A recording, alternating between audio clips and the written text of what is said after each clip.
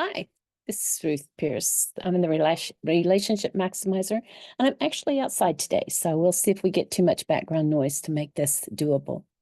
Like right now, we hear a dog barking, but it's such a beautiful fall day that I'm going to try it. And we are in our second session of The 7 Habits of Highly Effective People by Stephen Covey. We're looking into new things every session that we have. And today our first topic is going to be about the principles and why he calls these the principles.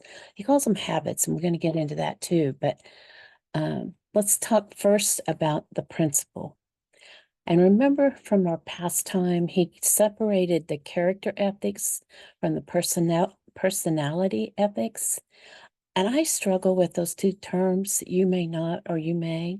I like to think of them as character, as who you are at your core, the inside of you, and personality ethics as far as what you do at the outside. It may not, what you do, you may do things that you don't really believe at your core because other people expect it of you. Now, it does cause problems with your integrity to your wholeness, but that's the difference. What you are at your core has more bearing because that is what you believe. That's your paradigm. So let's go back to this. The character ethics, who you are governed by principles. And they believe that there are certain principles that govern human effectiveness. They're natural laws in the human dimension that are just as real as gravity in the physical dimension. And these natural laws, such as gravity, cannot be broken. If we try to break them, we break ourselves against that law. And then the next point I want to make is principles are not practices. A practice is a specific activity or action. Principles are deep, fundamental truths that have universal application to individuals, to families, marriages, organizations, whether they're profit or nonprofit, anything that is an entity. Principles are in place. When these truths or principles are internalized into habits, they empower people to create a wide variety of practices to deal with different situations. Principles are guidelines for human conduct that are proven to have an enduring, permanent value. They are fundamental. They are self-evident. True growth is based on process, not quick fixes. We understand this in the physical world. Nobody expects that newborn baby to take off walking and running. And it's the same with our emotional and mental environments. It's the process. For any growth to happen, it's a process. It's impossible to violate, ignore, or shortcut this developmental process. If you try to fake it, you will eventually be found out. And we all know situations where either one of our friends, family members, bosses, coworkers, executives have shortcutted the process and tried to go through quick fixes and new things, ignoring and violating the natural principles and processes on which a high trust culture is based. Now, sometimes you need that external training. We talked about that last week as far as the customer service training or communication skills training, but they need to be secondary, not primary. Working on that core, that inside, has to come first. for lasting change. And while our level of development is fairly obvious in such things like playing tennis or the piano, it's not so obvious in times of the areas of character and emotional development. We can pose or pretend, more so in these areas than like high-level tennis playing or piano playing. We can get by in the emotional or character world for a while by faking it, at least in public. And we might even deceive ourselves, but eventually it will come out.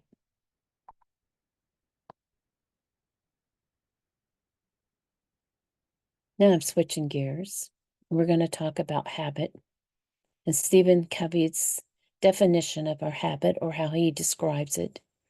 And that is one of the words in his title, so it's very important. A habit is the intersection of knowledge, skills, and desire. Knowledge, the what you do and the why. Skill is how you do it. Desire is the motivation.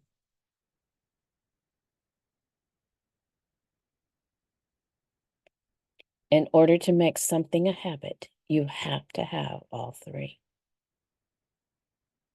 And then he talks about listening and uses that as an example to talk about how these all three go together. And this is a quote. I'm just going to read it to you.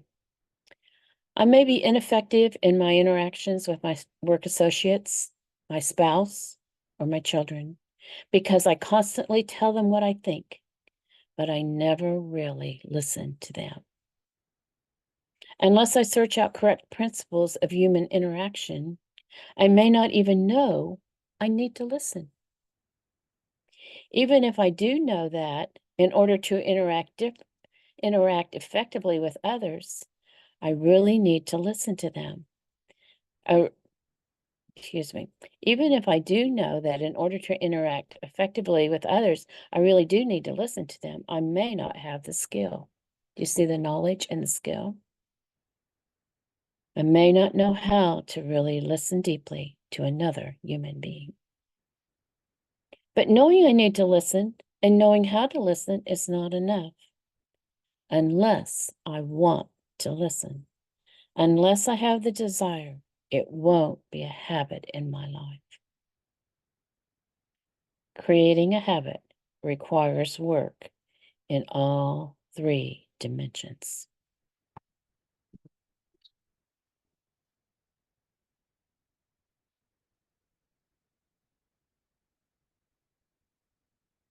The 7 habits are habits of effectiveness.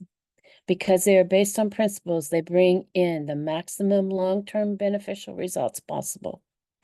They become the basis of a person's character, creating an empowering center of correct maps from which an individual can effectively solve problems, maximize opportunities, and continually learn and integrate other principles in an upward spiral of growth. The next subtopic we're going to talk about is dependent and interdependent. We'll spend more time on this as we go through it. But in the 7 habits of effective people, Stephen Covey says that you start at dependent, where you're too dependent. And by the time you get through the first 3, which are the private victory ones, then you will have reached independence. And by the time you get through or master, because it's there, the last 3, which are the public victories, you'll get closer to interdependent. Now, I do want to say that even after we finish this book, we'll all be at different places in our personal development on this. This, depending on how many times you've done it, what other work you've done, that type thing. So these are planting seeds for transformational change. And it's something that I'm pointing fingers back at me when I say this, that I continually need to look at resources and find resources, whether they're books, podcasts, people, somebody that helps me develop more on my personal growth journey. And now we're going to go to probably the deepest subject that we're going to cover today, and it is the P/PC balance. The P stands for product or desired result, and the PC is producing capacity or the asset. And to do this, he talks about Aesop's fable about the goose and the golden eggs. And if you remember that story, a man had a goose that all of a sudden one day laid a golden egg. He was really surprised and appreciative. And then he was really surprised the next day that the goose laid another one. And this story went on and on for several days, and I don't know how long. But then the man started getting greedy, and he says, why can't I have all the golden eggs now? So he decided to cut the goose open to get the eggs out of it. There were no eggs in there. And now he's killed his goose. The golden eggs was the product. The goose was the producing capacity. The golden egg was the P. The goose was the PC.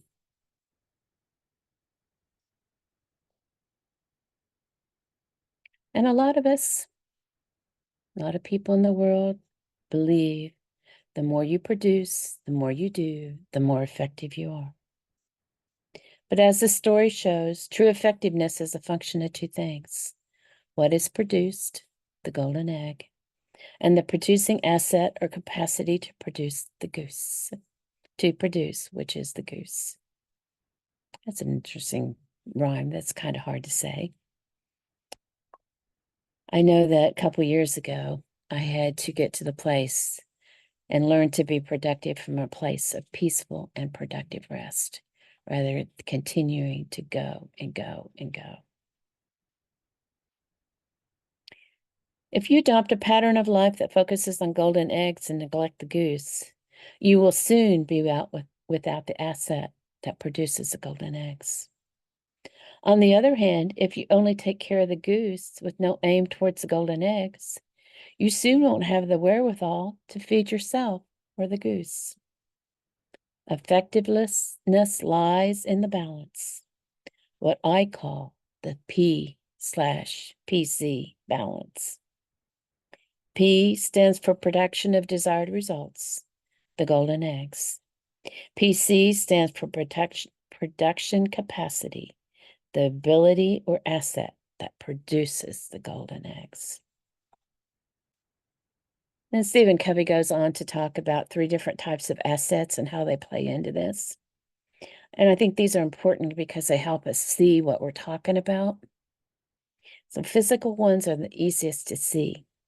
He tells a story about the lawnmower where he didn't take care of the lawnmower and he just ran it really hard for 2 years. And it got where it couldn't work anymore. So he was focusing on P in that example and not the PC. Yes, he was getting the yard mowed and it looked good, looked great. But he also ruined his lawnmower in the process, the producing asset. In our quest for short-term returns or results, we often ruin a prized physical asset, a car, a computer, a washer dryer, and even our body or our environment. Keeping P and PC in balance makes a tremendous difference in the effective use of physical needs. That's why we go and get those oil changes in the car consistently, isn't it?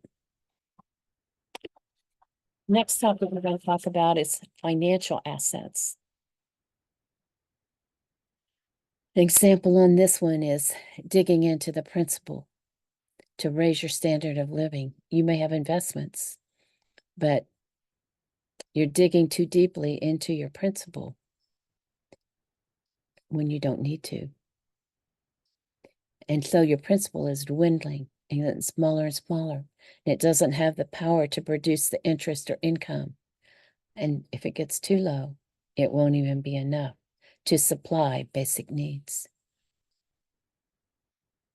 Another one that's really important here, I think, is your most important financial asset is your own capacity to earn.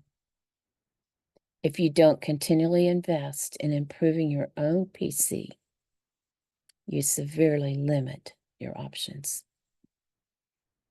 I'm going to put on my former HR hat for this one, because as employees, you do need to continually keep your skill set up.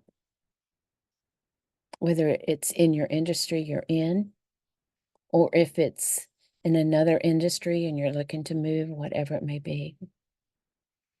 Because otherwise you may get stuck in that position that you no longer want, that's no longer fulfilling. Or it may be a bad environment, but you don't feel like you can move.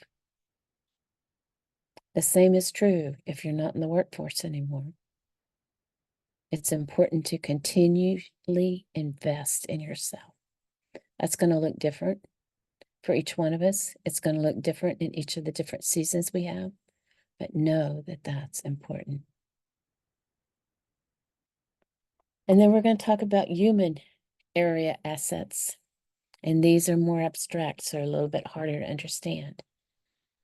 But they're just as important, if not more so. It says this area is important because people control physical and financial assets. But when we are more concerned about getting the golden egg, the benefits of the relationship, than we are in preserving the relationship, that's when problems arise. We become insensitive and inconsiderate. We begin to use control levers to manipulate each other. We start to focus on our own needs and not the needs of the other individual. We look to justify our own position and look for evidence to show the wrongness of the other person. When this happens, the goose gets sicker day by day. And here's an example also that I brought up as far as parenting. And I like it because we can talk about some of these other traits that are important. As parents of young children, it can become easy to neglect the PC work. The training, the communication, the relating, the listening. It's easy to take advantage, to manipulate, to get what you want the way you want it. The saying, just do it my way. Or, I don't have to explain it. This is what I said. You do what I said. Or you can go the other direction, where you indulge those kids in going for the golden egg of popularity, of pleasing them, giving them their way all the time. Then they grow up without any internal sense of standards or expectations, without a personal commitment to being disciplined or responsible. Golden egg mentality either way. You want it your way, or you want to be liked. But what will your child grow up to be? Will he have the character you desire for him? What will happen to your relationship with him or her? And I like that example because, especially that last one, the golden egg can be something that we don't even think about. It can be a state or condition, like the popularity or pleasing them. And that can go on different directions. Or it could be that the golden egg, I'm not guilty of this, but the golden egg could be that you be so physically fit that you exercise 4 or 5 hours a day. and other things get lost by the wayside because of that. So it always is to your advantage to always be looking at what is your desired results, and are you putting enough effort into it, or are you putting too much? Are you taking care of the assets around you that need to be taken care of? And then the next statement that involves this PC. This principle is good for individuals, organizations, families, nonprofit clubs, you name it. When people fail to respect the PPC balance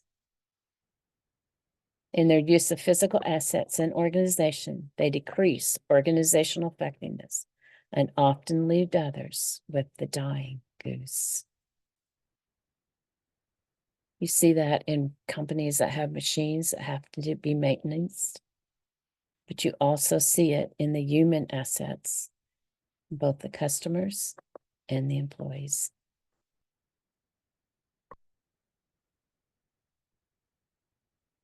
Effectiveness lies in the balance, and that's the key in this whole section.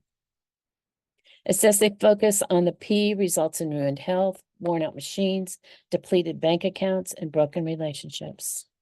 Too much focus on PC is like a person who runs 3 or 4 hours a day, bragging about the extra 10 years of life it creates, unaware he's spending them running. Or a person endlessly going to school, never producing living on other people's golden eggs. That eternal student syndrome. Now we're going to switch gears because he's going to start going into getting us ready to go into the first principle. And I like what he says, and we've already talked a lot about change has to happen from the inside in order for it to really have meaning.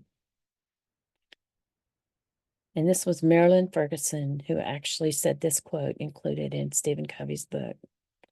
No one can persuade another to change. Each of us guards a gate of change that can only be opened from the inside. We cannot open the gate of another either by argument or emotional appeal. So you get to open that gate for you. You can't do it for anybody else. So I'm asking you, are you ready to open your gate and see where you'll be after the habits of private victim firstly habits? And these are 2 bullet points that Stephen Covey said, and this is explained for you. And this is what I want for you too.